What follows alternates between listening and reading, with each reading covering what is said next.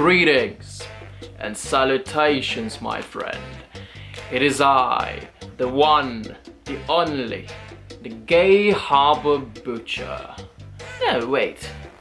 That's more of a San Francisco thing. Dexter takes place in Miami. Aww.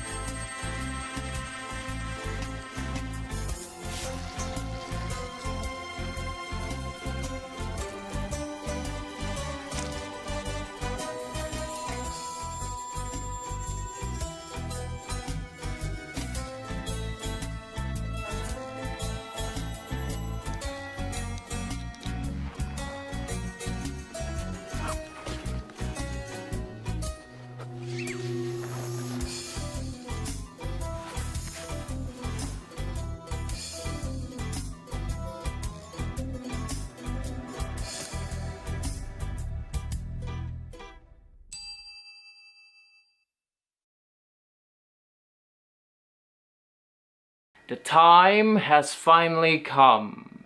Many in the history of YouTube have gone on a quest to rank seasons of Dexter.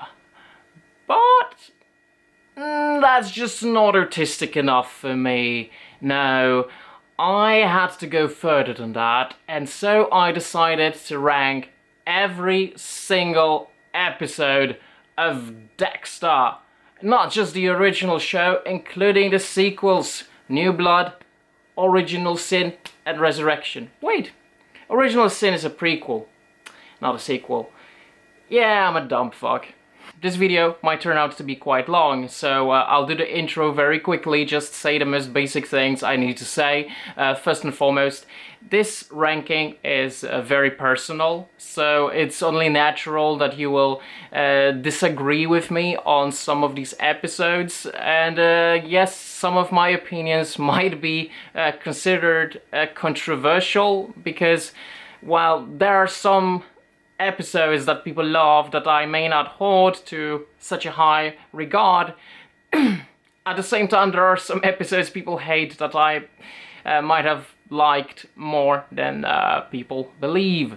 While I will not be ranking the seasons, I think the way I rank these episodes will give you an overall idea of which seasons I prefer. And you know, I think that even the worst seasons of Dexter have some redeemable qualities, some episodes that are actually good, and on my recent rewatch I found myself enjoying seasons 6 and 7 more than I did previously. They sort of grew on me. When ranking these episodes, I've put them in 7 separate categories, from worst to best. And these categories go: Brain Surgeon. These are episodes that I don't think should exist. I think someone should cut them into pieces, put them in a black plastic bag and throw them somewhere in the middle of the ocean. Next one is Butterface. What's a Butterface? These are generally bad episodes with some redeeming quality, which were good enough so I couldn't put them in the Brain Surgeon category. Then we have I Got Nothing. I got nothing. These aren't bad episodes, but they also don't really do much for me. They're sort of there. Next we have A Partial Fucking Print. Now this is where the episodes actually get good. It's a really enjoyable experience watching those. They're just not as good as the next categories. And speaking of the next category, we have... Surprise, motherfucker!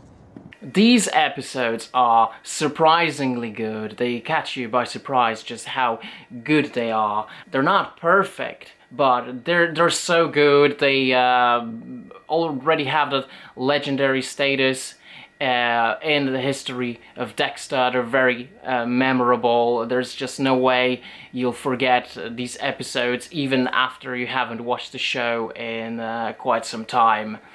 Next we have La Pasión.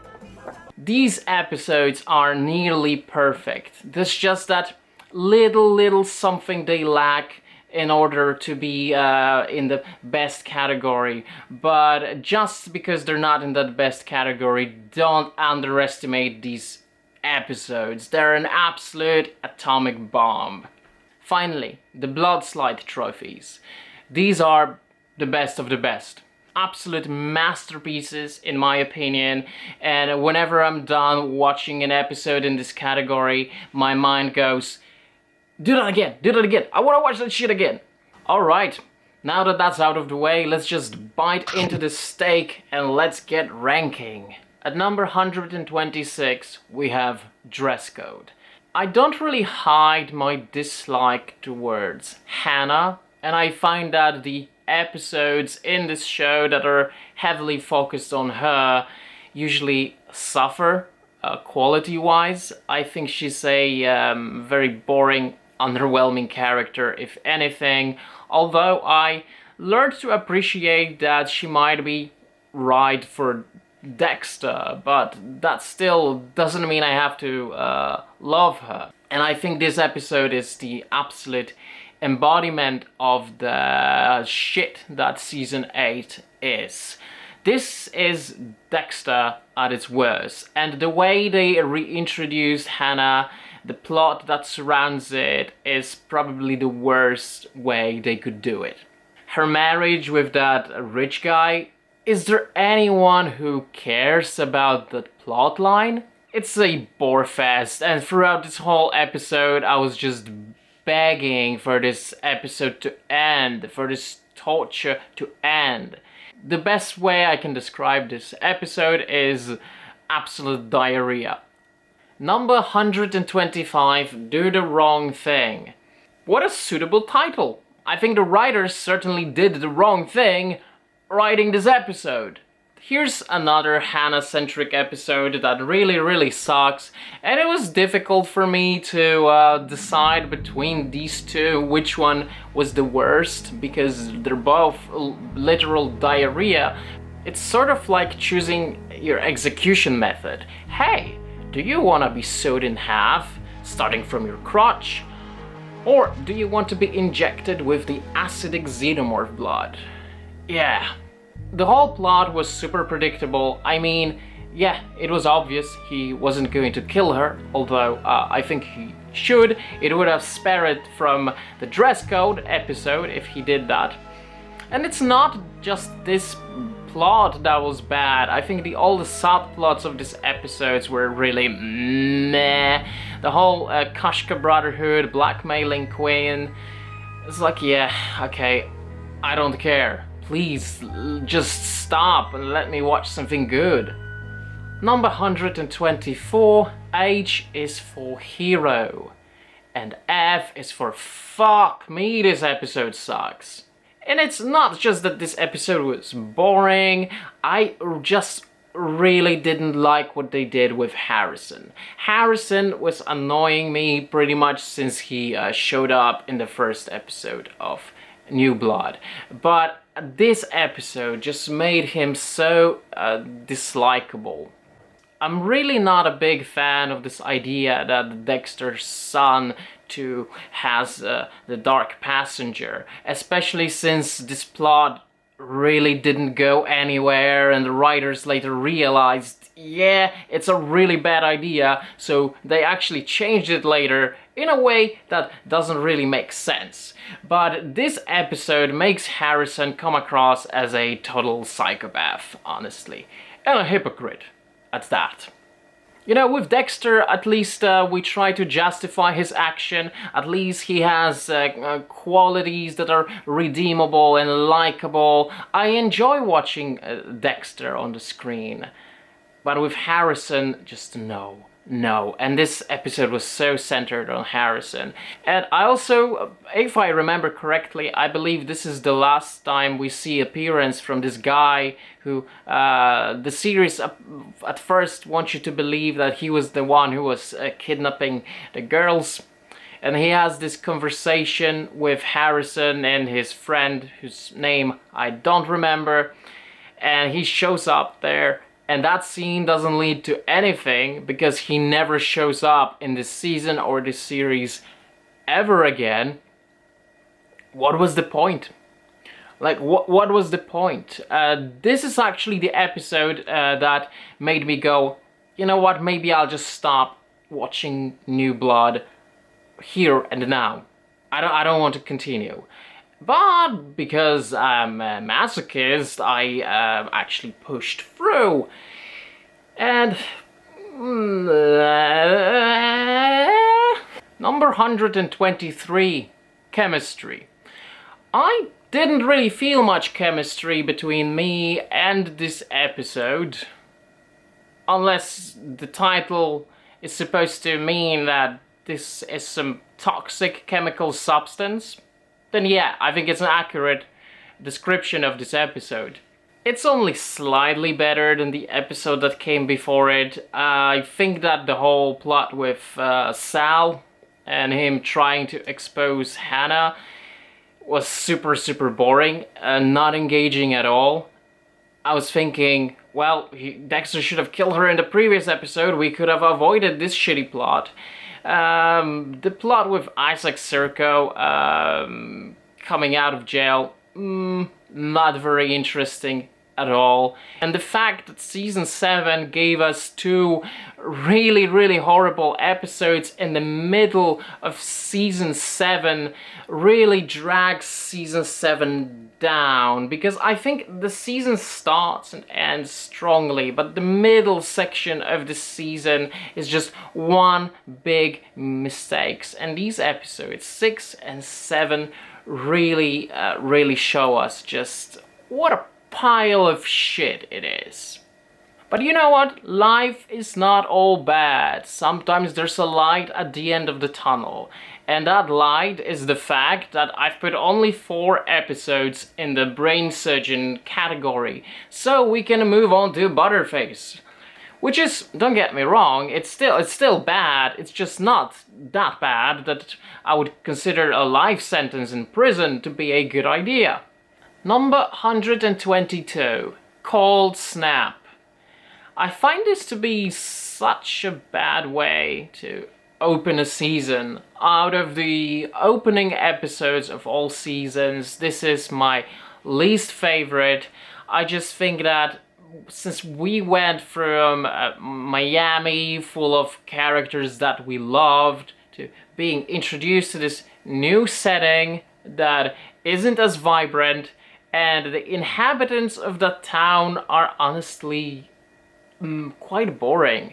I didn't really form any bond with any of these characters. I thought that all the characters in this show, except for Dexter, were an afterthought. This whole episode just felt like an introduction to something fruitless. The redeeming quality of this episode is the choice of music, the songs that play in this episode. And is it weird that I actually remember those moments when the songs played more than I remember anything else from this episode, which I thought was completely uninteresting? But the choice of music, whoever is responsible for that, I want to find you and I want to kiss you. We have Blue Oyster Cult, Blondie, and of course in the opening scene, The Passenger by Iggy Pop. and watching Dexter running through woods while that song is playing.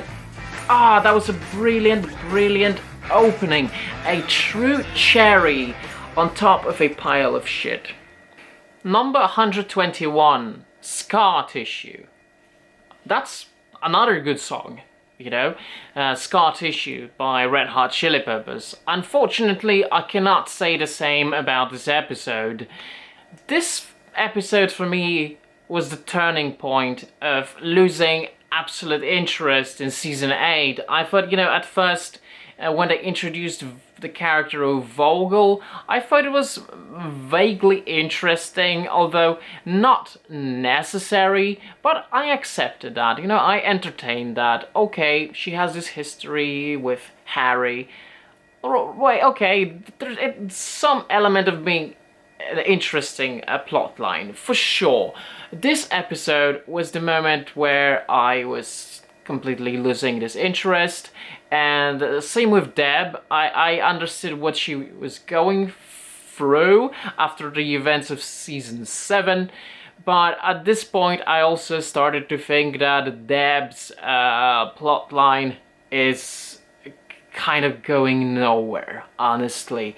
This whole episode, I think, was going nowhere. The subplot with Yates kind of saved it. Dex investigating him. I think that's the reason why it's not in the brain surgeon category. Although the plot actually deals with brain surgeon. Another issue I have with this episode is the ending. I think this episode should have ended with Deb driving the car with her and Dexter into the lake, and it should cut there instead of having Deb pull Dexter out. I think there should be a cliffhanger, even though it would be predictable that she would save him, right? Like we all knew that, but I think it could help keep our interest in the next episode if it ended like that. But with how it ended, with her pulling Dexter out of that car, I don't know, there was just something deeply anticlimactic about it. Number 120, Swim Deep. I think there's a lot of people out there that would rank this episode higher than I did, because I have an impression that a lot of people like Isaac Serco. I didn't like the whole plot with the Kashka's Brotherhood, the Ukrainians. Yeah, I just thought it was something that didn't really fit into the Dexter universe at all. This episode focuses on two plots of season 7 that I found the worst, and that is Koshka's Brotherhood and Hannah McKay. Season 7 has way too many plot lines. It suffers from that, and I think this episode really shows it. I'm not sure what this season actually wants it to be. So no, I don't think Isaac Serco is a cool character, and him going after Dexter in this episode didn't do it for me.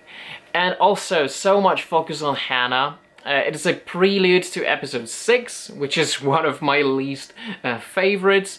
The redeeming quality of this episode, however, is LaGuerta's investigation into Bay Harbor Butcher. If that was the main plotline of the entirety of season 7, I think it could have been, well, perhaps not as good as season 2, but I think it had potential to be up there somewhere. Number 119, Runaway.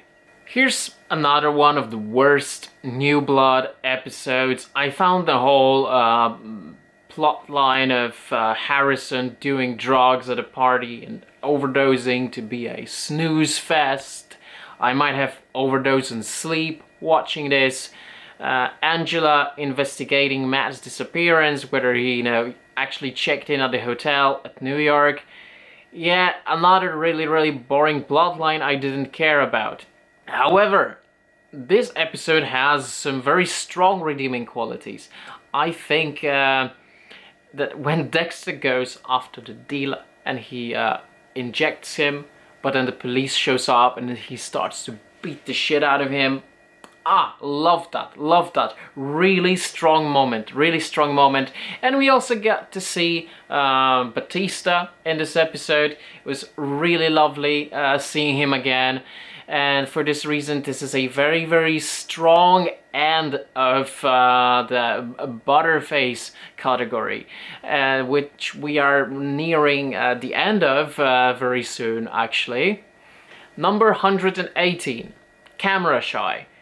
Don't get me wrong, I really enjoyed Resurrection as a whole. I think it's definitely not my favorite season, but I enjoyed it a lot. I enjoyed it quite a lot. However, this episode I found to be particularly weak. Sure, the investigation into the murder at the hotel that Harrison committed was really good. I like that. I like the scene of Dexter munching on the burger, asking for more pickles, especially when we had that conversation with Angel and that police officer from Iron Lake, I don't remember the name of. He said, he must be going through a tough time right now. And then we see this cut to Dexter asking for more pickles. Hilarious. Otherwise, I just didn't find this episode to be particularly enjoyable. Also, Dexter starts to investigate Red, and I think that this whole Red subplot is the weakest one of all we see throughout Resurrection. And actually, what cemented this episode as bad for me, in my opinion, is having the ghost of Harry at the end say to Dexter, well, you actually put yourself out there to save someone. Right, because we haven't seen Dexter do that before. However, this episode was very close to being in the I got nothing category, and that's precisely where we are heading right now. We have left the worst episodes behind us, and we are right now about to embrace episodes that are alright. Number 117, What's Eating Dexter Morgan?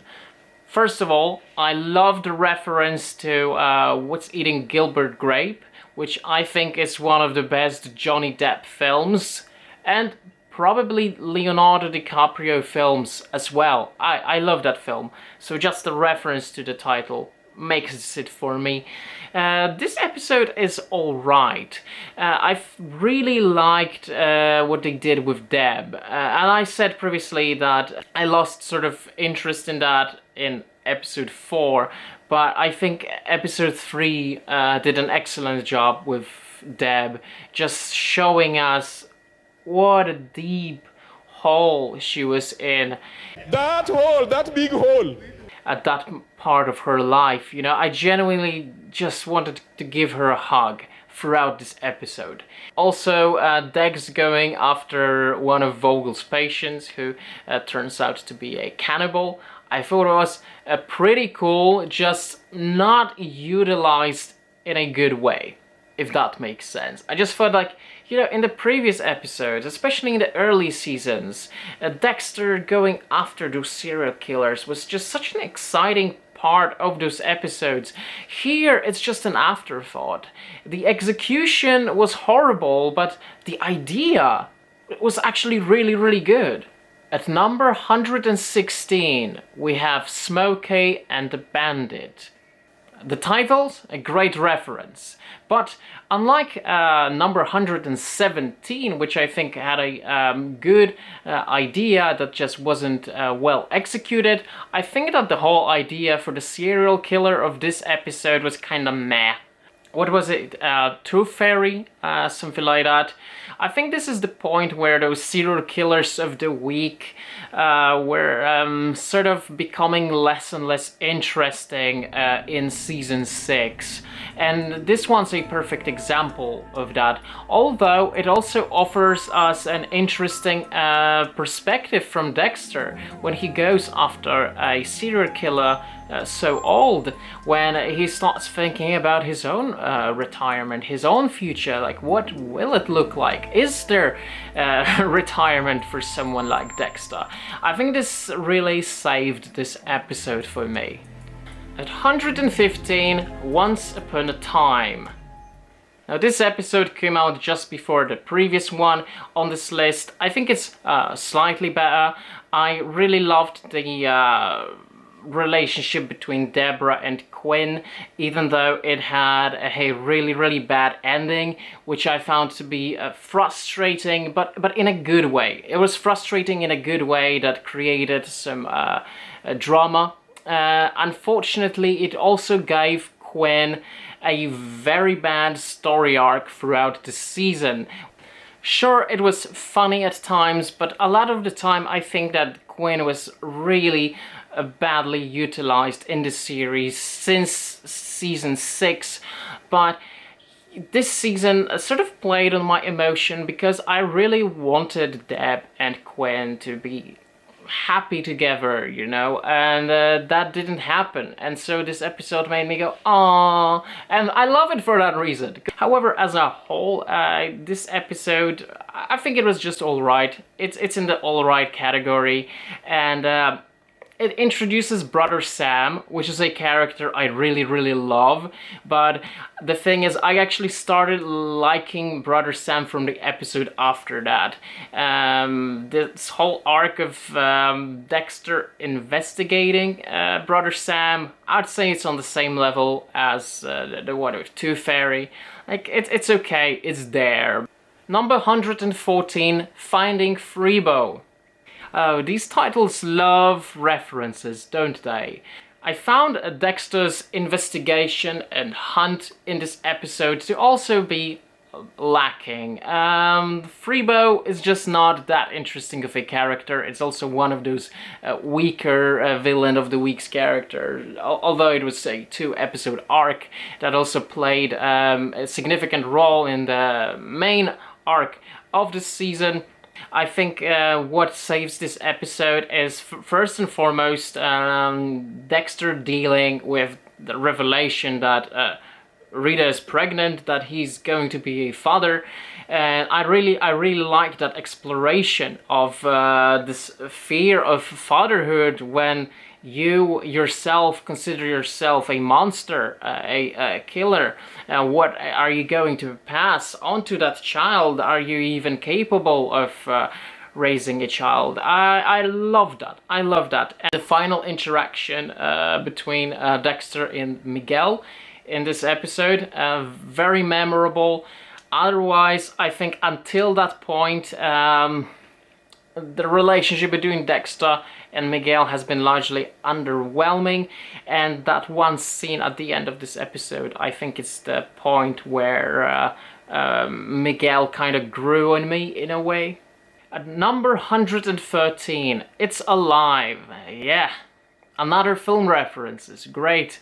I found it very often that most seasons of Dexter start a little slow and weak before they get good, and a lot of the time those first few episodes tend to be a little worse, and I tend to put them lower on this list. And I think season 2, as brilliant as it is, has a really weak first episode. Now, it's nowhere near as bad as the Brain Surgeon and the Butterface category, but it just doesn't really do much for me. It just introduces the concept, like, okay, Dokes follows Dexter. Interesting, sure, but nothing beyond that. Also, I found the flashbacks from Dexter's teenage years in this episode to be weaker than all the flashbacks we have seen in season 1. And season 2 actually has very little of those flashbacks. I think maybe they realized that they no longer knew where to go with them, and this episode fully embodies that.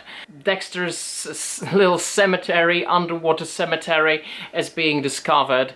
It introduces a premise, but beyond that, I think this episode adds very little. Also, I find Little Chino as the villain of the week to be way overrated. I don't understand why some people love Lilo Chino. I don't think Lilo Chino is a character that deserved a 2-episode arc, honestly. At number 112, are we there yet? When I first watched season 8, when it first aired, I don't know what it was about it that just really felt off. I guess I could say it both about season 7 and 8, but season 8 especially. And upon my recent rewatch, I knew exactly what it was. Lack of music. There's very little music throughout the episodes of season 8. And the thing is, the music created just so much of the atmosphere in the early episodes. And all that character, all that atmosphere is absolutely gone in season 8. The entirety of season 8 feels like someone who hates their job and just wants to get over with it. No love was put into it. I think this is a perfect description of episode 8 of season 8.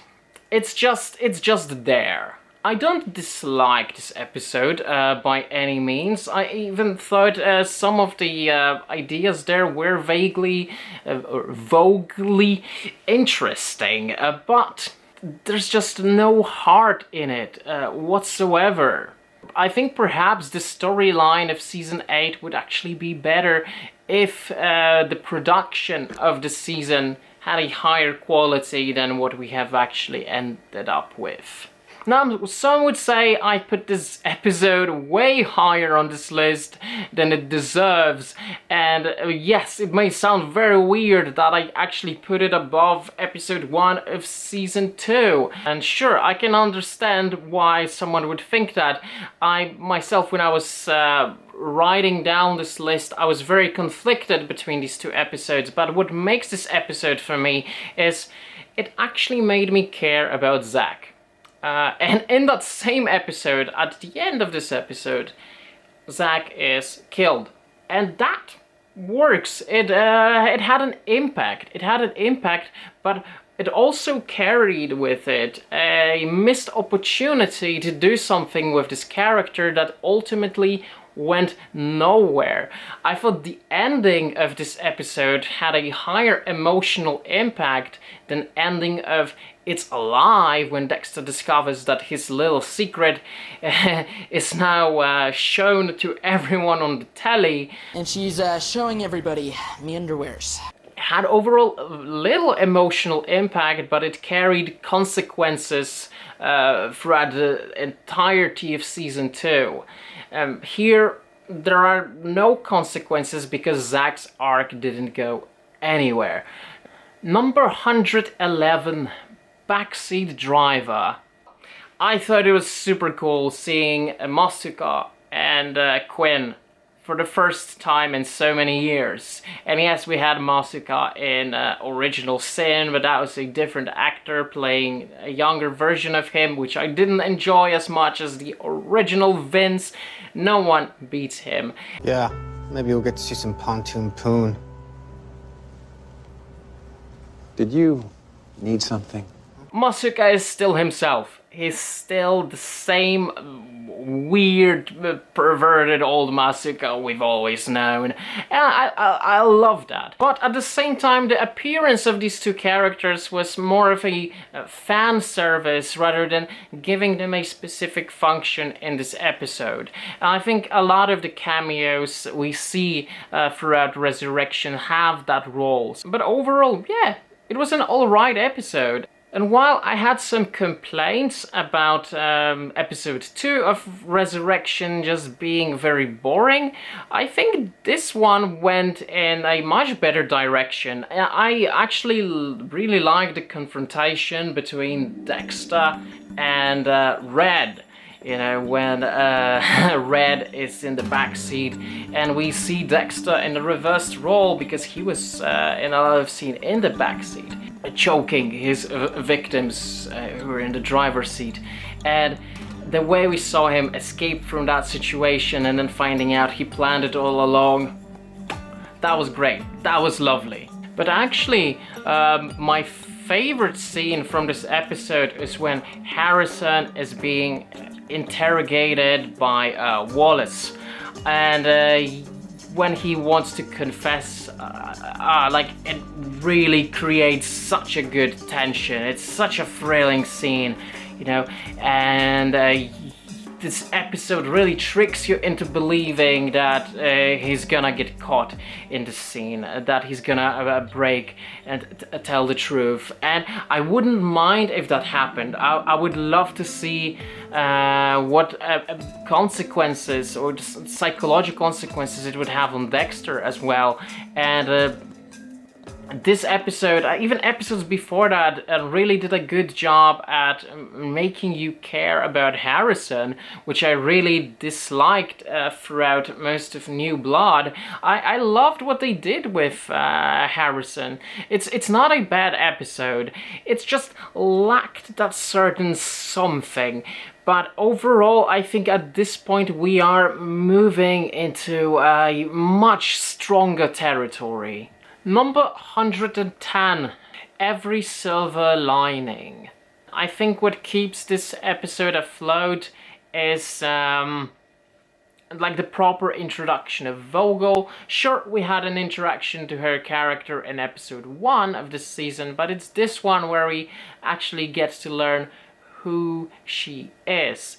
And while this episode relies heavily on the brain surgeon plot, which I think is one of the worst main arcs of this entire show. At the same time, unlike the later episodes, in this one I still found Vogel slightly interesting, because it introduces a new concept, a new idea that eventually wasn't as good throughout the season, but in this particular episode I think it shined.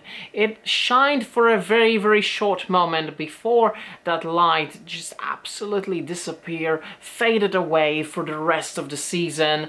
But for a moment, for a very, very short moment, it was shining bright and was enjoyable. So I don't hate this episode. I think it's an alright episode, actually. Number 109, And in the Beginning.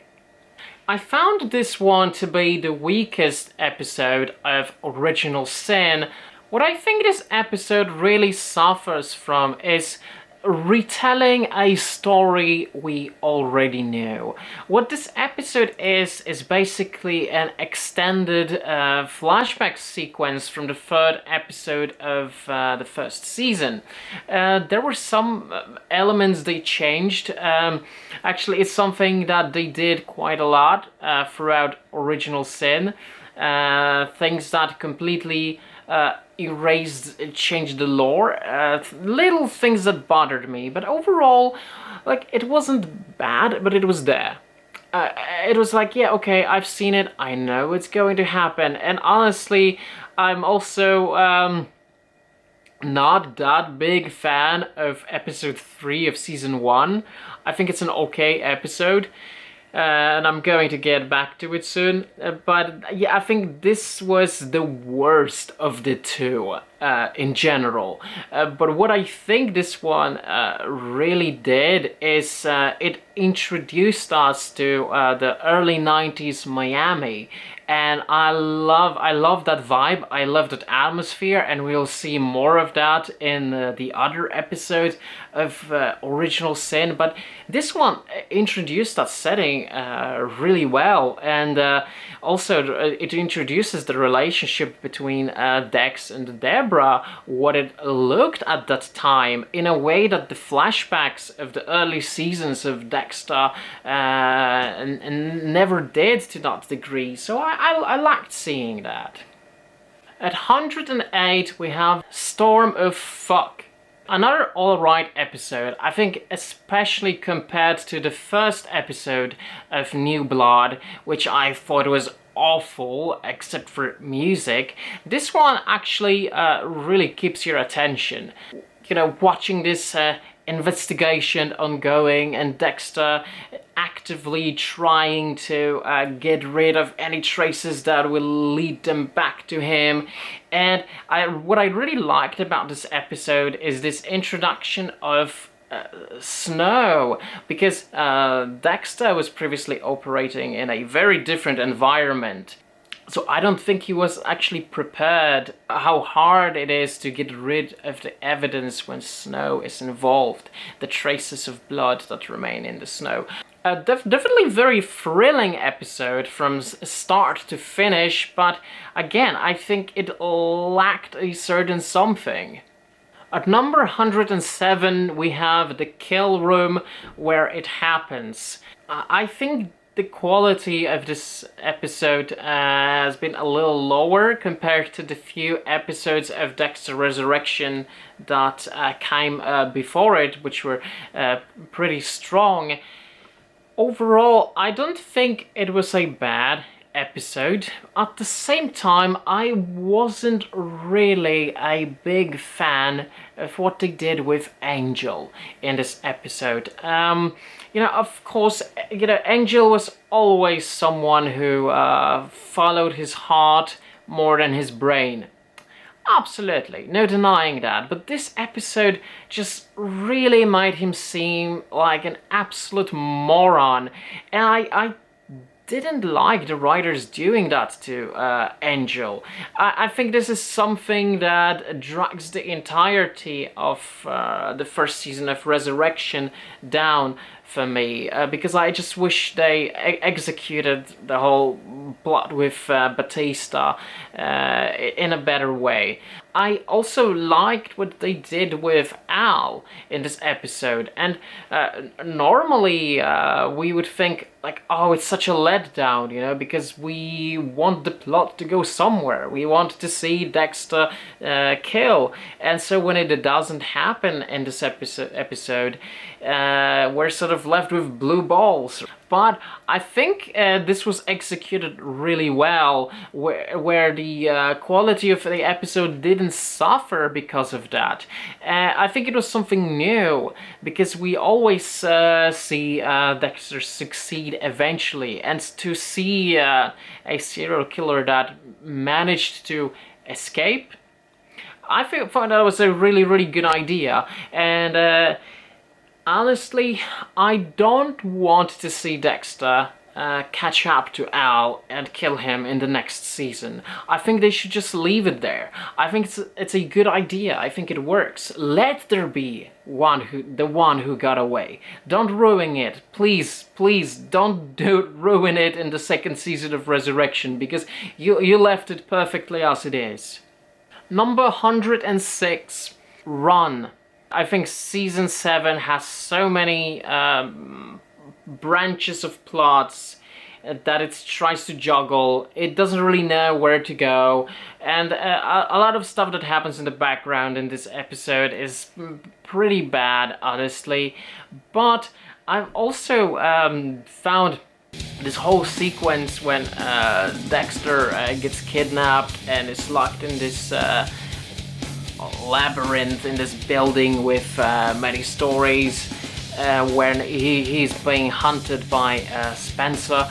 I think the bald Minotaur guy. Brilliant sequence that is so different from anything we have seen. Also, the scene in which Dexter kills Spencer is honestly hilarious, where Dexter is trying to parody him.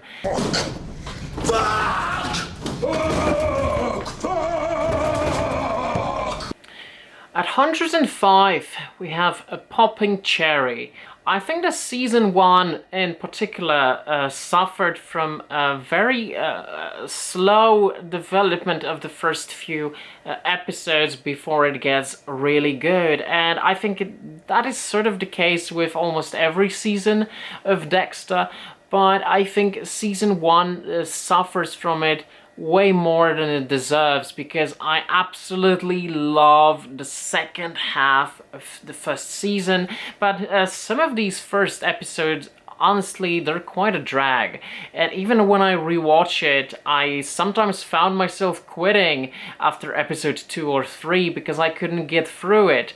And when I watched it the first time, I'm glad I managed to push through before it gets really interesting. Now the plot in the background with Ice Truck Killer, really interesting, really cool.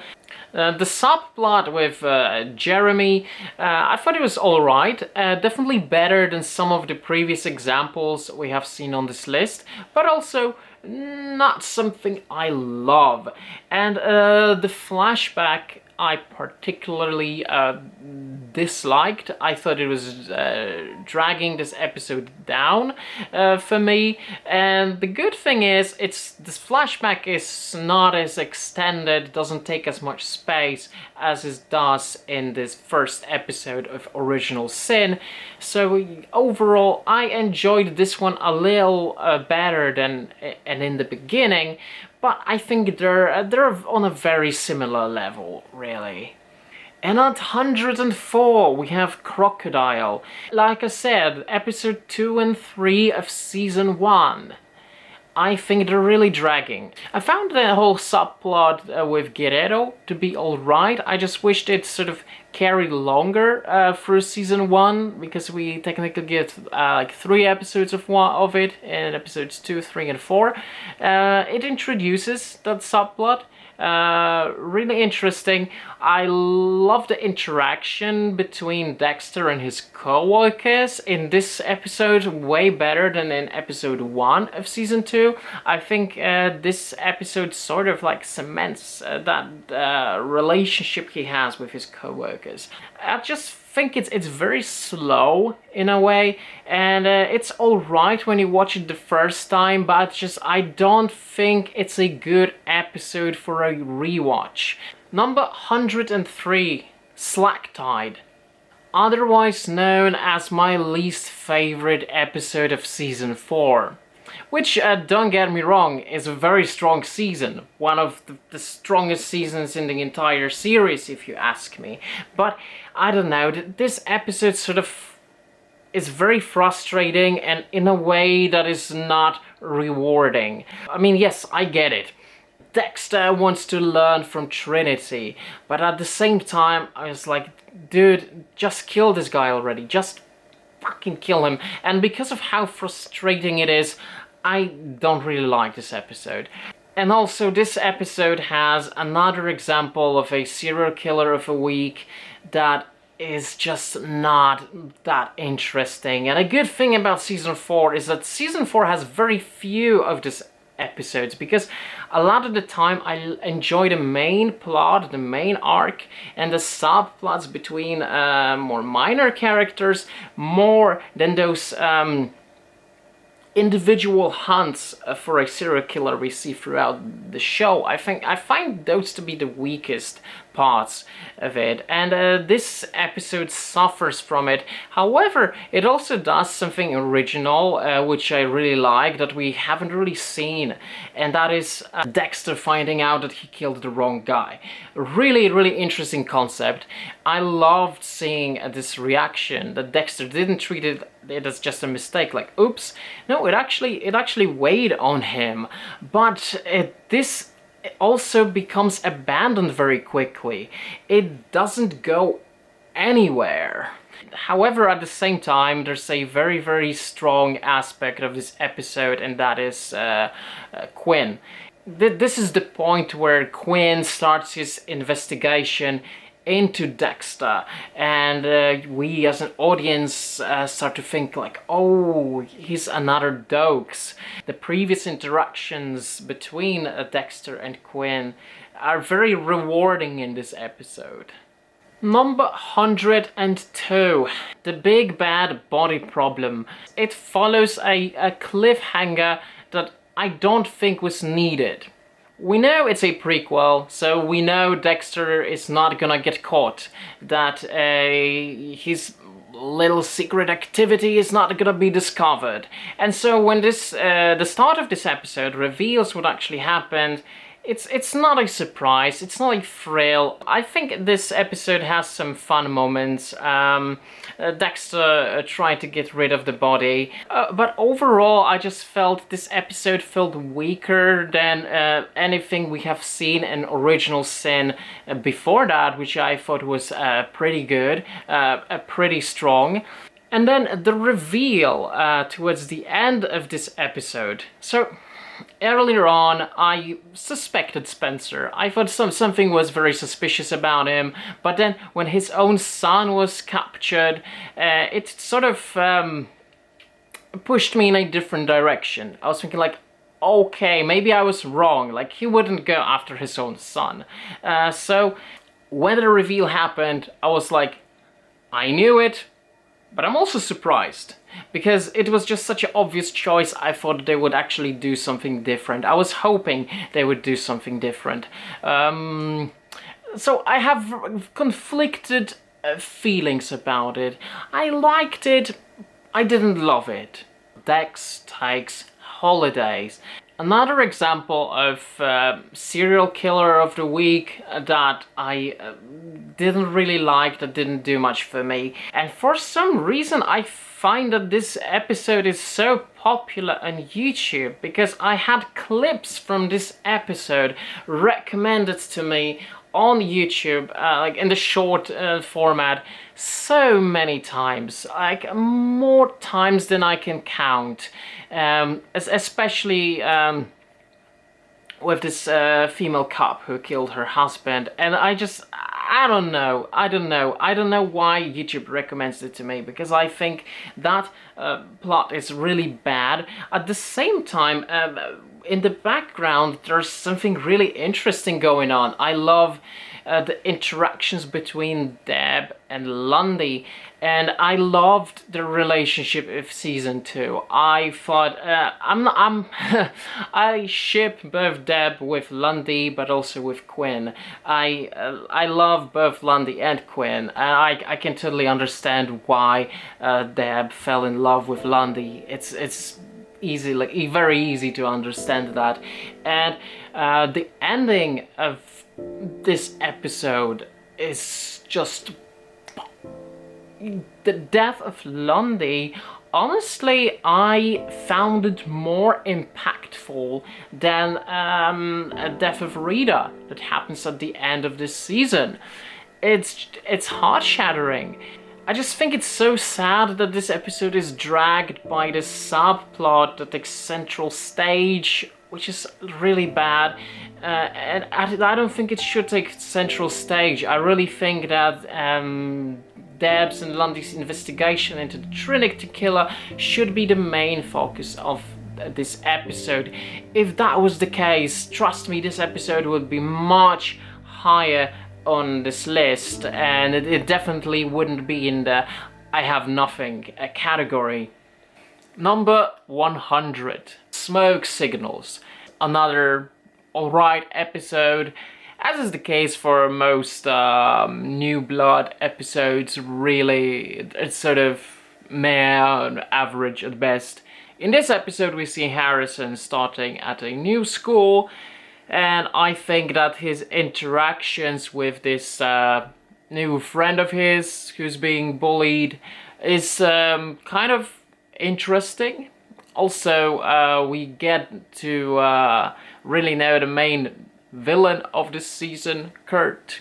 Also, the song that plays whenever he prepares for his new kill, Runaway. I love that song, and the inclusion of this song really makes it for me. And honestly, ever since I watched New Blood, I'm sort of associating this song with the character of Kurt Caldwell. I'm thinking of it as his theme song in a way. So it's a very memorable aspect of this episode, but beyond that, it's a nothing burger. Number 99, Make Your Own Kind of Music.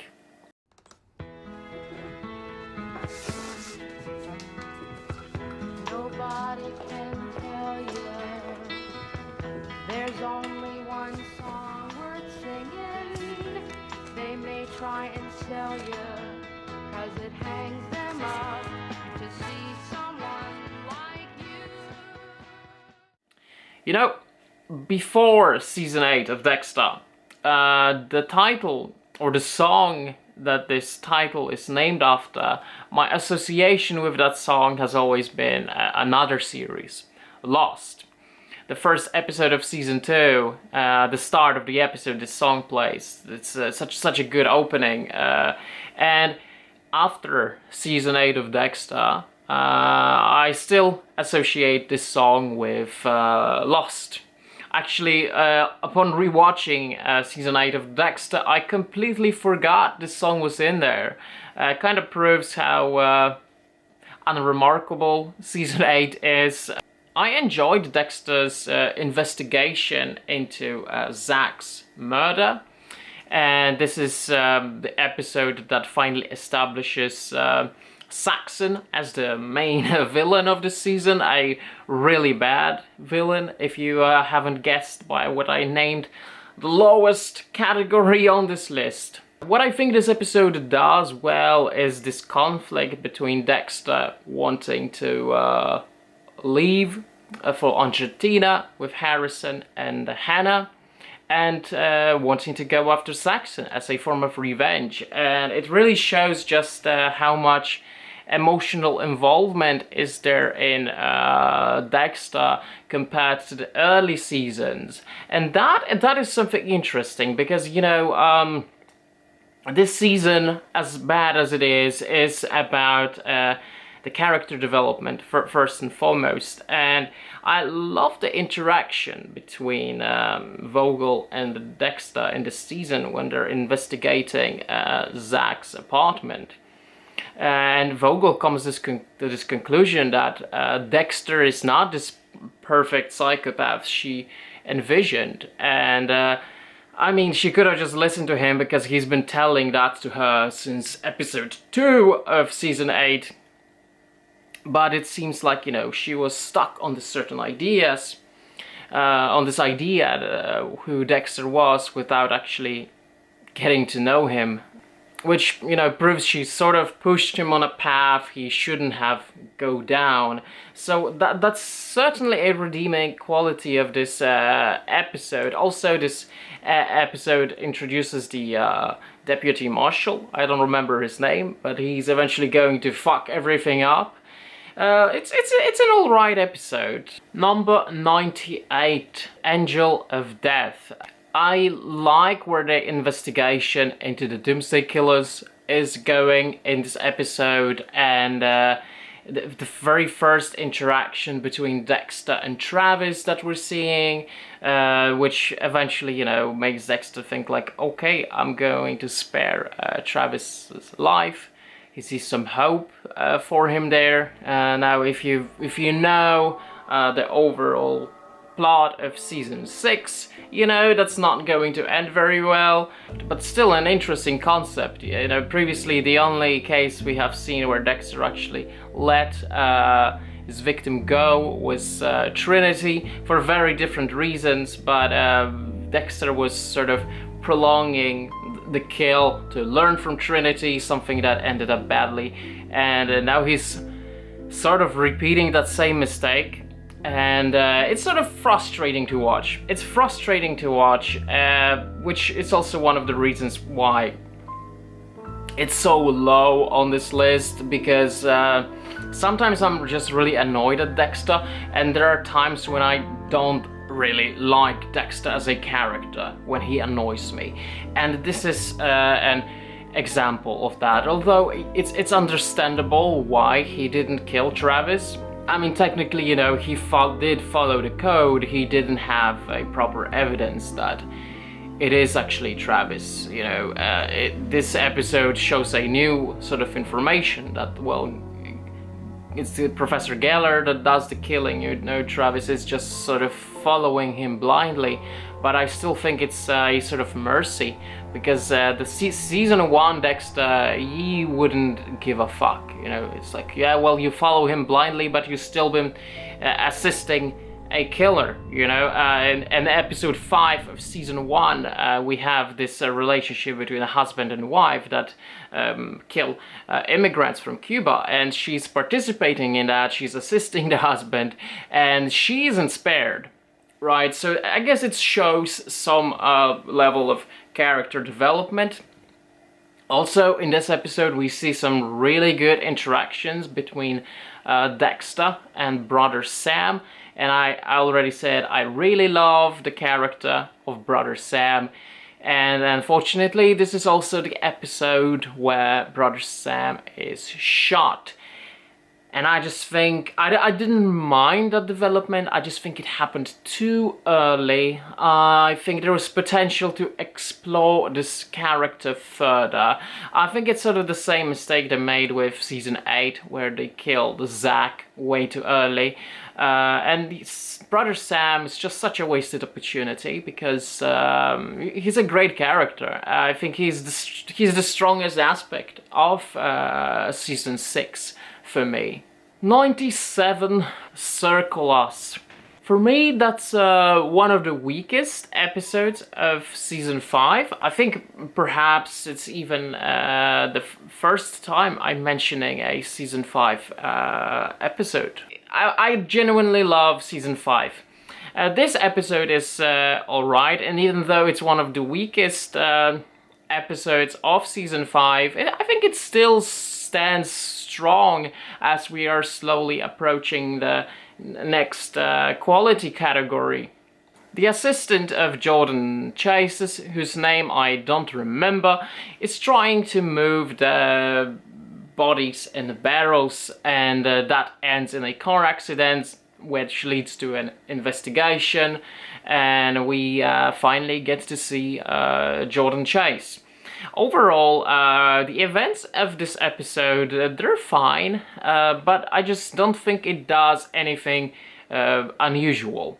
So it's sort of a break between two pretty intense episodes that are episodes 6 and 8 of this season.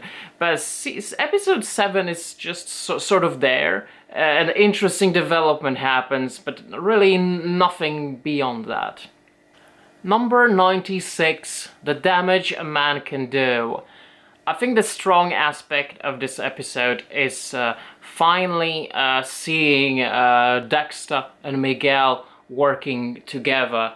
I mean, they were sort of, but I think Miguel was always this helper in the background, and in this episode he really shines. You know, they're investigating the killer themselves, they set up the kill room, and finally, you know, Miguel does his kill, Dexter lets him. It's a very new thing we've never actually seen in season 1 or 2, so having Dexter have this sort of body he can kill with, and now he's the one doing killing and he doesn't mind, it feels kind of cool. What this episode suffers from, I think, is what most of season 3 suffers from, and it's a very shallow soap opera type of feeling to it that exists throughout the entirety of season 3 and drags it down. So even though I think, yeah, this episode does a lot of really good things,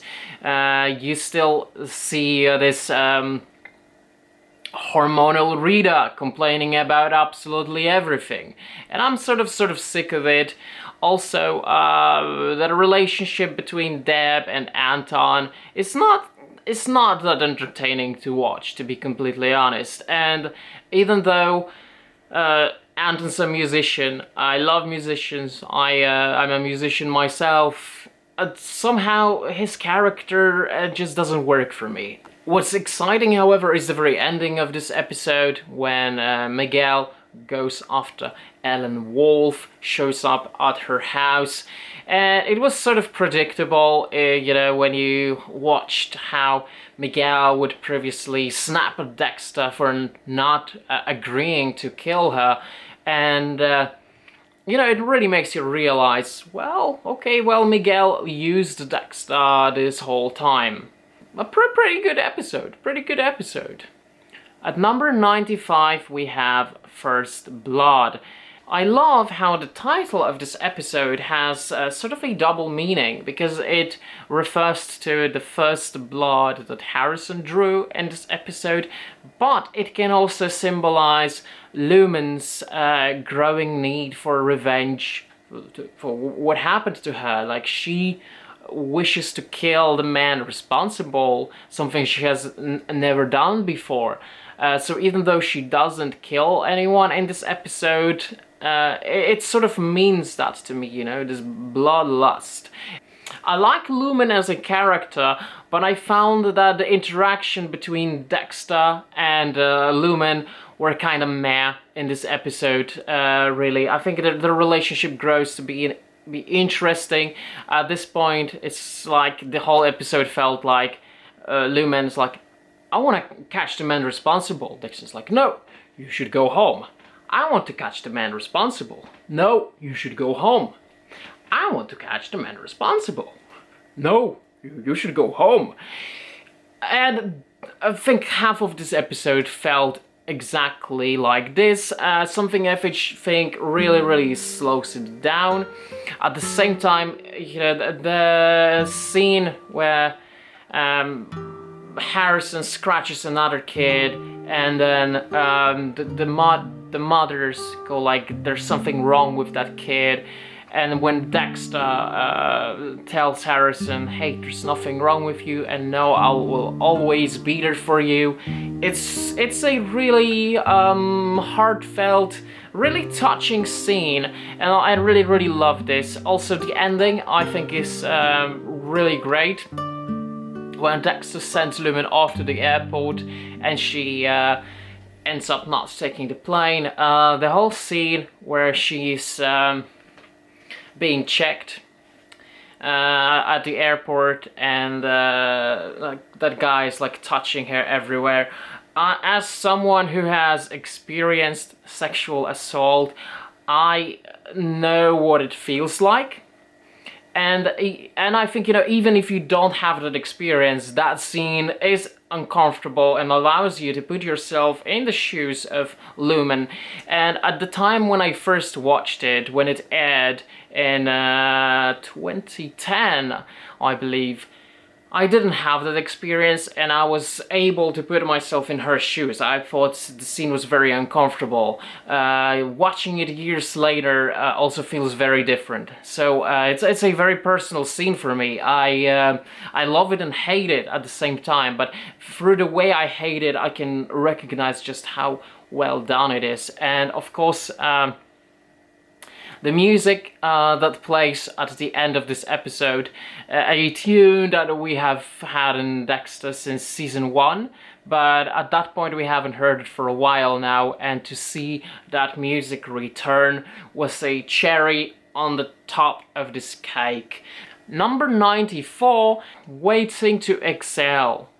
Again, I think some people will get mad at me for putting this episode so low on this list, and just like the first episode of season 2, this one boils to the simple fact that the whole Little Chino subplot doesn't really interest me. But beyond that, I think the episode is actually pretty strong. I've almost considered putting it in the next category because of how good it is.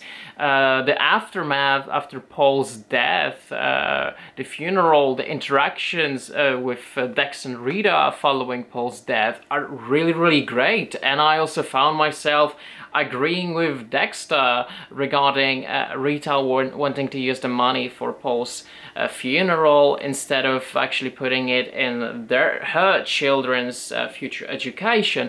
I found, you know, Dexter made a really good point there. I think Rita reacted very emotionally. You can tell that even though Paul was this abusive asshole, she did care about him in some way. It's a Stockholm syndrome sort of thing, if you ask me. But I can understand that. Also, introduction of Frank Lundy, another one of my favorite characters in this entire show. Lundy makes season 2 even better than it would be otherwise, even though it still would be great. I loved his character. He's just such a strange guy in a really good way. Also, Dexter's farewell to his brother is just so well executed. That little part where we see them talking in the church, and when he finally lets him go by throwing away the key with the Barbie doll head that reminds him of his brother. It's just such a beautiful scene. Rest in peace.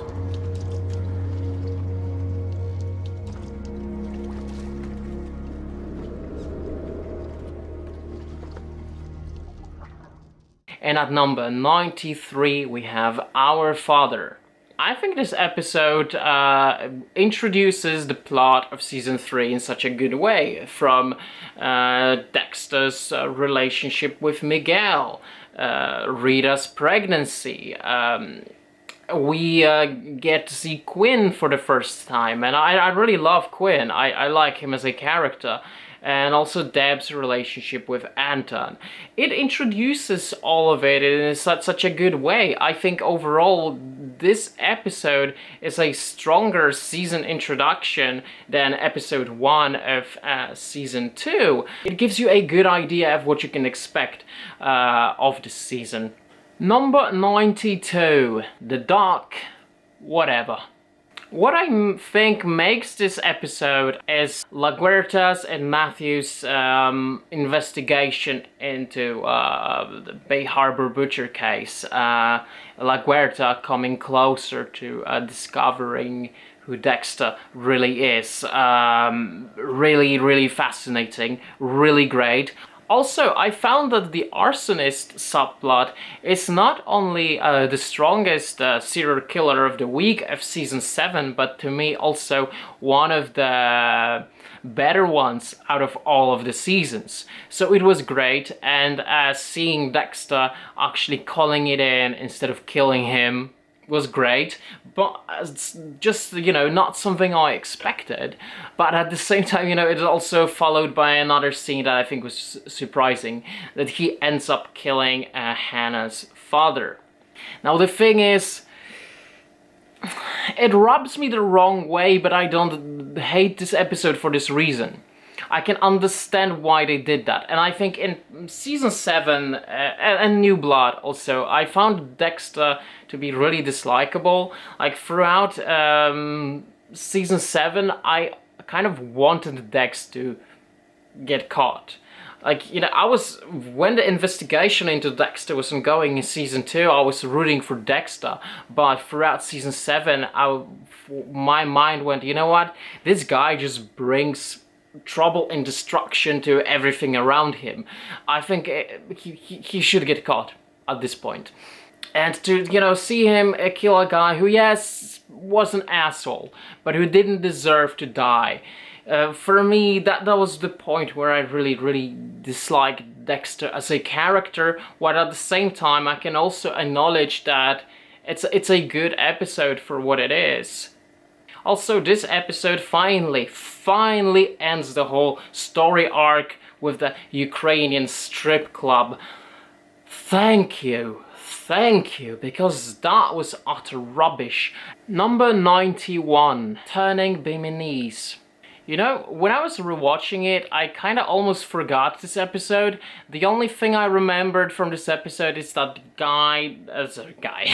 Dexter killed a guy on a boat, and David Bowie's Changes was playing while that happened. That was the only memory of this episode I had, so I was sort of expecting that it's not going to be very memorable, but I actually found myself enjoying this episode much more on my new rewatch of this series, and I think what really made this episode for me is seeing how Dexter, when he's engaging his favorite little hobby, as his favorite pastime activity, he's not there for his family. And when we see, you know, Rita at the hospital and he's just not there, I think, you know, it sort of lets you know that, well, yes, Dexter is taking out the trash, he's sort of also being an absent soon-to-be father, which, you know, really makes you think, is he suitable for that role? is this going to end well? And now that you know the events of season 4, it was very interesting for me watching this episode, because it feels like a foreshadowing of what's to come in a really good way. I loved what they did with this episode. Number 90, Love American Style. You know, till now, with the exception of the arsonist, I have been largely complaining about the serial killers of the week. In this case, I thought it was an interesting concept. I love the structure of this episode, you know, how it starts with Rita's friend, a co-worker, losing her husband, and to, you know, see Dexter being this cold and emotional when she's being there to support her friend. To see that contrast was very interesting, and how that event leads to Dexter's investigation into another serial killer he's going after. I like that. I really like this episode. Also, we see Deb and Dokes with Tony Tucci at the hospital. We also get to see Dexter's brother for the first time without knowing who it actually was. And when I was watching it the first time, I wasn't really suspicious of Brian or Rudy in this episode at all. That happened later. I think for me, episode 8, maybe 7, a little bit, but at this point I just wasn't really paying much attention to this guy. I thought he was going to be a one-time appearance that we'll never going to see, and that I thought was well executed. And of course, this episode is also a prelude to a much better episode, a really strong episode that I'm not going to talk about just yet. Number 89 is the last in the I Got Nothing category, and it's Just Let Go. I thought it was a pretty strong aftermath after Brother Sam got shot.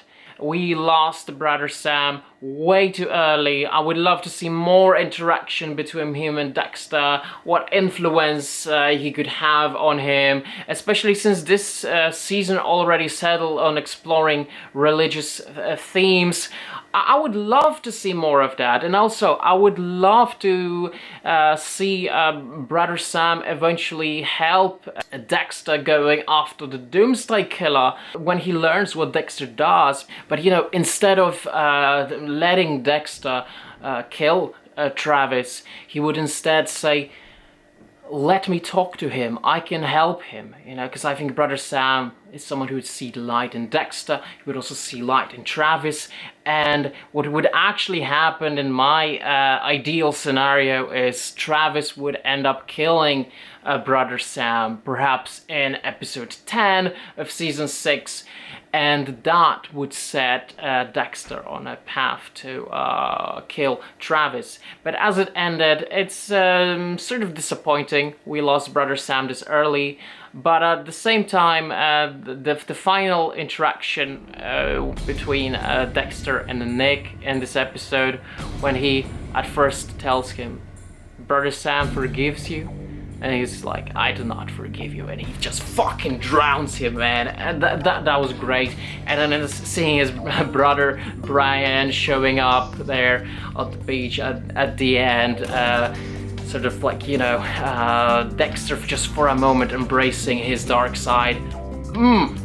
Great. You know, there's a reason why I've put this episode at the top of the I've Got Nothing list, because it's a strong episode, it's a good episode, and honestly, if they didn't kill Brother Sam just yet, I really wouldn't mind.